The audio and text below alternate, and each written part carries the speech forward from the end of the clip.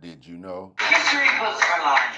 History books for life. And Africa is not our home. Oh, while I dare Africa is not our home. because The Indians were you. The Indians were you. The Indians were you. that's why. Finds himself in exile in his own land. His own land.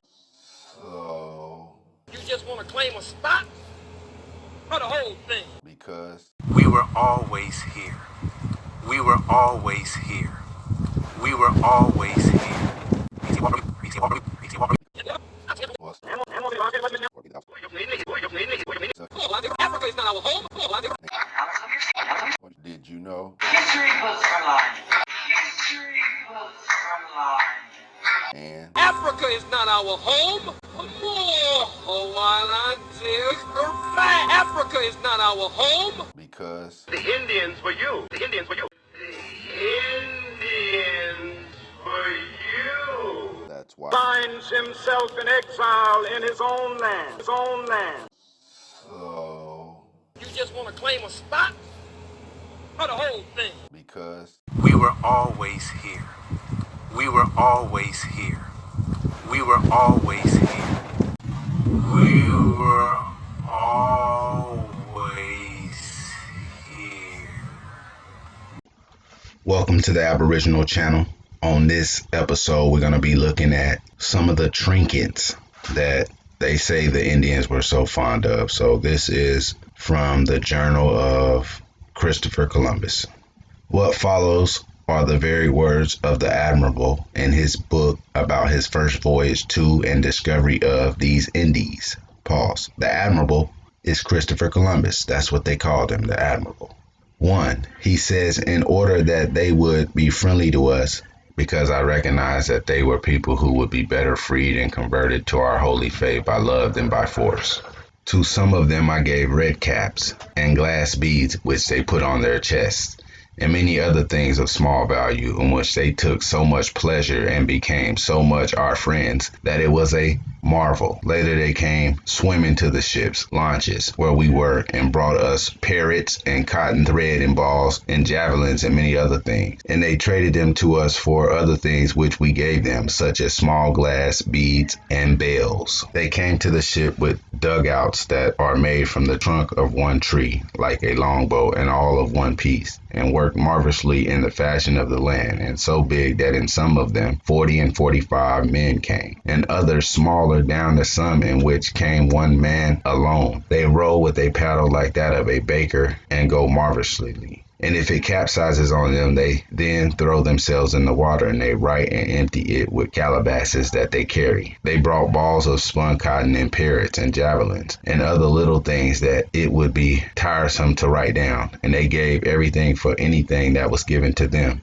I was attentive and labored to find out if there was any gold, and I saw that some of them wore a little piece hung in a hole that they have in their noses, and by signs I was able to understand that going to the south, or round in the island to the south, there was there a king who had large vessels of it and had very much gold. In the following video clips that I'll add, we're going to correlate the pieces of gold that hung from the Indians and also the bells that the Europeans or Spaniards traded to the Indians. I know a lot of you aren't too happy about going out on patrol. Just remember this. Out of a street family of 120 plus affiliates, you were chosen for this expedition. And that makes you special. Now here's the lineup. Swan, second in command, war chief. Stay by me. Snowball, you're the music man. Cowboy, soldier the middle. Furman, you're the bearer. Carry the tokens and the bread. Rembrandt, got the stuff? Now I want you to hit everything in the city. I want the people to know that the warriors were there. They'll just slow us down. Ajax, you just soldier. And try and keep your mouth shut. Fox, scout and memory man. Run ahead and tell us all we need to know. Cochise, Ajax, soldiers of middle. Heavy muscle. Now just remember this. There's a true sword, so don't go flexing any muscle unless I give the order. Okay? Let's roll. Settle down. All right. You got some new play on the team. Some little wet beyond the ears. I'm sure with help everybody here, you gonna be alright. Sign the Birdman, I'll point cop. The first movie clip is from the 1979 movie The Warriors, which I will do a full critique of in a future video. What should be noticed is the bells on the leader's neck. If you Google the bell traded to the American Indian, that exact bell will appear. Also, the names of the warriors should be recognized as examples of how directors and filmmakers express truth through metaphors and allegorical message. For example, the warrior named Rembrandt was responsible for spray painting the Warriors logo at the meeting. Rembrandt, in real life, is a famous painter. The second movie clip is a short scene from the movie Above the Rim with Tupac, who is named Birdie in the movie. When welcoming Kyle to his team, he says, "This is our new Birdman." This is Coco Beware, the old school wrestler. See his gold get up with his parrot and his bandana with Birdman on it. I wonder if he thought up this get up himself or if it was just put in his dressing room. See the bells on these food stamps?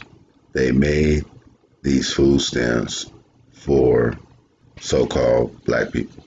So we looked up the Birdman Warrior.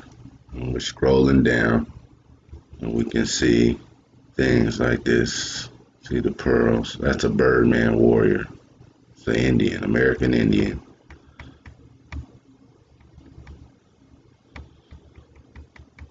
And what do you know?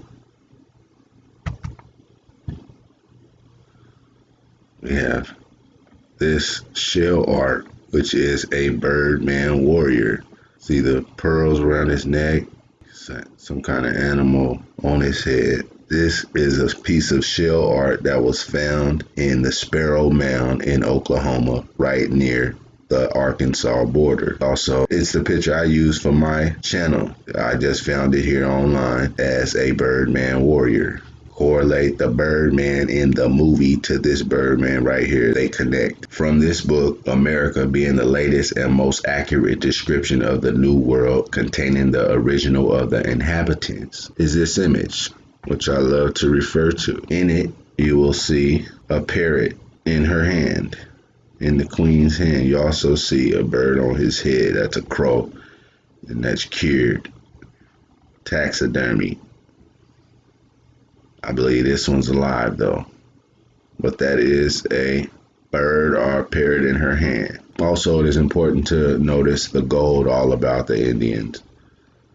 See that hand there, the chest plate, her gold and pearls. And then back here, these two Indians are offering these Europeans what? What's in their hand? Gold. They both have gold in the offering position. So there you have it. Another case of correlations going back to show through movies that just because we're just now learning who we are doesn't mean they haven't been knowing who we are and been throwing it in our face the whole time. Through the history books, which has all been a lie. So therefore, if it's a lie, then what's the truth? If it's a lie, then what's the truth?